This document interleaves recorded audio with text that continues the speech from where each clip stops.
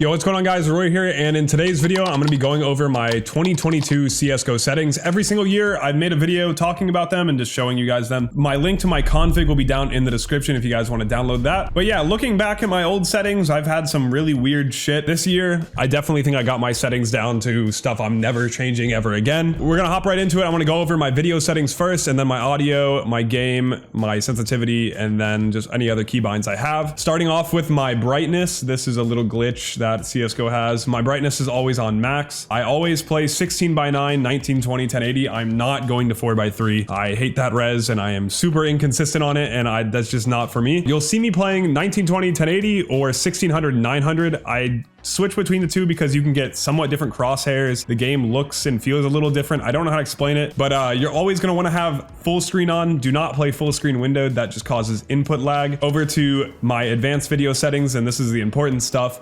My global shadow quality is on very low. Some people play on high to get shadow advantages. I'll turn it on to high if I'm playing in a match or anything important like a qualifier, a cup, or a tournament or something. I like it when it's on very low for the max amount of FPS I can get. Model and texture detail, I have that set on low. Texture streaming, you always want this disabled unless your PC is terrible. Effect detail, I have that on low. Shader detail low. Boost player contrast enabled, and multi-core rendering enabled. This is the important part. I have 8 times MSAA enabled, and my texture filtering is on bilinear. I feel like my game runs the best, looks the best, and is the most clear when I have these settings on. The two of these that are important are the 8 times MSAA and the bilinear. I've been seeing pros using this stuff now, and I tried it out. I actually was looking at some settings, and I've never seen people use this, but I really like it, and I definitely recommend it. Try this out and let me know what you think. But back to the settings, I have FXAA anti-aliasing disabled, VSync disabled, motion blur disabled, triple monitor mode disabled. You're always gonna 100% of the time want to have Uber shaders on.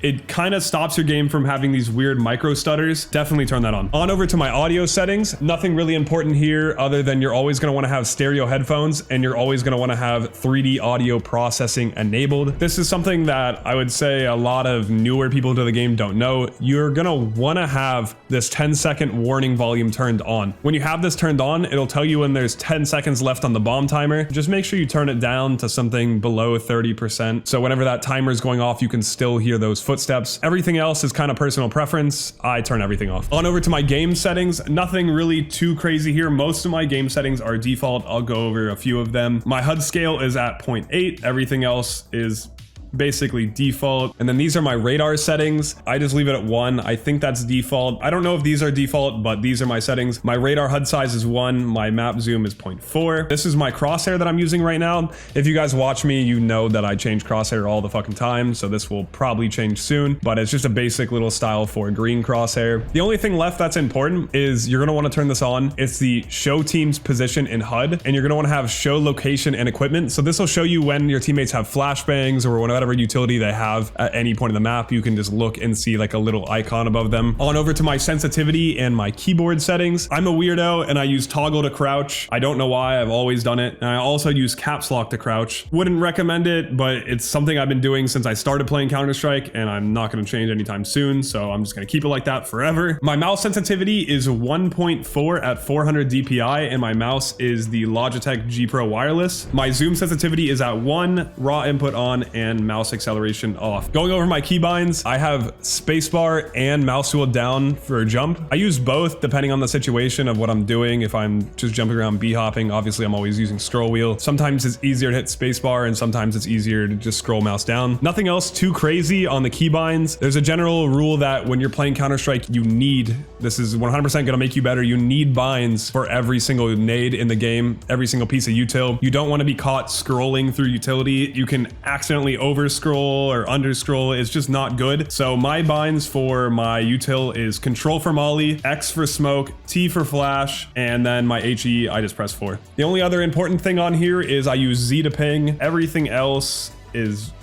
default-ish. To talk, I use mouse 5, which is this one, the one closest to your palm. on the mouse. So that is my sensitivity in keybinds. The last thing I'm going to show you guys is the maps I use to warm up. The first one is this one called csgohub.com. Before I get into these, they will be linked in the description, so you can just go download them on your workshop very easy. Just click the link, it'll take you over to the CSGO workshop and you can use them too. If you guys have never used this map, it's kind of like the new generation of aim_bots, if you know that one. It's got a ton of features. I'm going to show you some of them real quick right now. There's this huge wall behind you where you can shoot and just select the different options you want to do. You can add and subtract bots, you can change the armor, you can use a bunch of different guns. The one I like the most is shuffle. It makes it so the bots are moving around and there's different elevations, different angles, bots on headshot angles, you have a bot strafing. It just kind of makes it a more dynamic way to warm up. There is this pre-fire course. It's going to take you on over to Inferno. It takes bots and places them in all the most common pre-fireable spots. So you're going to run through a little course that's timed. It's pretty straightforward. Just go through, pre-fire all the common areas, complete the course as fast as possible, and it goes through a bunch of other maps. Some other fun stuff you can do on this map. If you go over here and shoot movement, surf, KZ, and B-hop. I don't really use surf because you have to be on 64 tick. I always have my client set to 128 tick because I really don't play matchmaking. Over here, there is a KZ map. I made a video on this, so if you want to watch me doing the whole course, it's pretty fun. It's not a very hard KZ map, so if you're new to it, I would definitely recommend try it out. And then the last one that they have is B-hop. Pretty straightforward. You just B-hop through the course and try to complete it in the fastest time possible. So yeah, that's the CSGO Hub warm-up map. Once again, this stuff will be linked down in the description. The last little warm-up map I use, other than free-for-all deathmatching, is YPrac Aim Trainer. It's kind of like Aim Labs. If you don't know what Aim Labs is, it's kind of just an aim trainer where there's little dots that pop up and you can shoot them, practice like speed. You're gonna load in, there's this whole board full of different stuff. You can try it out, you can change the difficulty, and then you can practice shooting these targets and try to get the fastest time possible. I don't really use it often unless I'm really in the mood to grind, but